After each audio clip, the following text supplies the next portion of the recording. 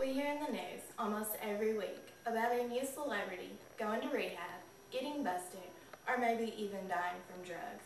What is the cause of this? The answer is addiction.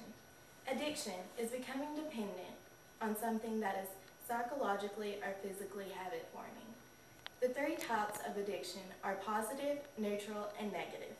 The best kind of addiction is positive addiction, a habit that is beneficial and outweighs the cost.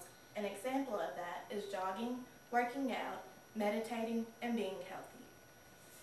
Neutral addictions are a habit that one might not be sure if it is beneficial or not. My neutral addiction is Reese's peanut butter cups. When I'm in the store, I usually can't pass up a Reese's. And while they aren't the most nutritious, they also aren't the worst for me. The kind of addictions you want to stay away from are negative addictions. It does not benefit one's health or finances. Drugs, both illegal and prescribed, alcohol, shopping, and gambling are all very good examples of negative addictions. Most of us know at least one person with each of these types of addictions, which means they are quite common. The negative addictions are the addictions we hear about most, and we are talking about tonight. Psychoactive drugs are usually the ones people get addicted to. They're chemical substances that can alter arousal, mood, thinking, sensation, and perception. There are 4 types of psychoactive drugs: depressants, opiates, stimulants, and psychedelic drugs. In 2003, according to the National Survey on Drug Use and Health, an estimated 4.7 million Americans use prescription drugs non-medically. 2.5 million use pain relievers. 1.2 million use tranquilizers. 761 used stimulants. 225 used sedatives.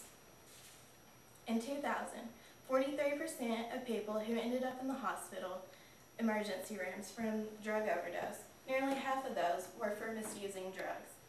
Depressant drugs depress or inhibit brain activity. Types of depressants are usually prescribed drugs, but alcohol is also used. One may get hooked on depressants simply by using them to relax or sleep. Others may have used it as a recreational drug. Opiate drugs that are chemically similar to morphine and relieve pain produces euphoria. There are some who become hooked to opiate drugs by painkillers for an injury or after surgery. The most frequently abused opiate drug is heroin. Stimulant drugs stimulate or excite brain activity. All stimulant drugs are at least mildly addicting. Caffeine and nicotine are the most widely used stimulants. Caffeine is found in coffee, tea, soft drinks, and most over-the-counter drugs. To understand how addicting nicotine is, nearly every year 35 million people try to quit smoking, but usually less than 7% actually quit for longer than a year. Most start back within days. Cocaine is another stimulant.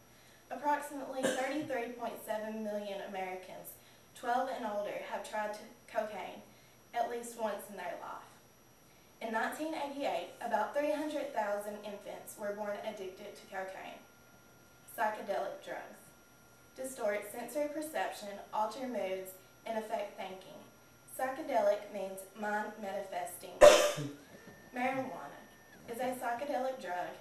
It is also one of the most widely used drugs.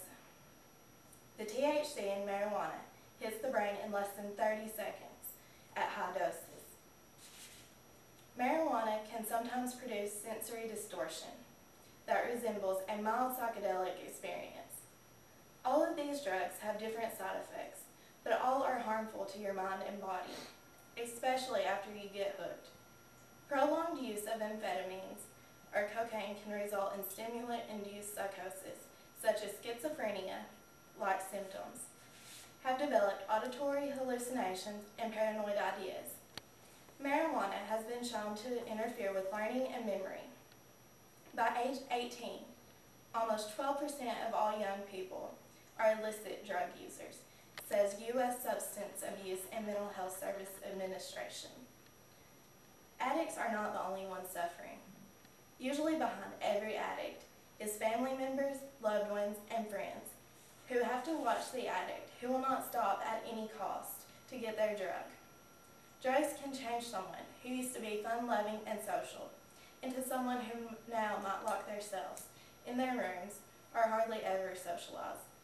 Their main priority now is to get their fix, concentrating on only their addiction.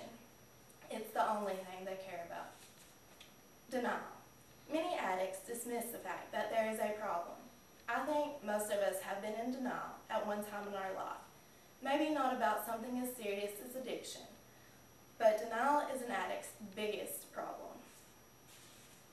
Though it may not be the parents' or friends' fault that their loved one is an addict, they may have at one point helped them to keep going with their addictions without even knowing it. While the family and friends have good intentions to help addicts, they are making it easier for the addict to continue. This is called enabling, helping the addict to not have any consequences for their actions, when in reality, the consequences could help decide to turn the addict's life around.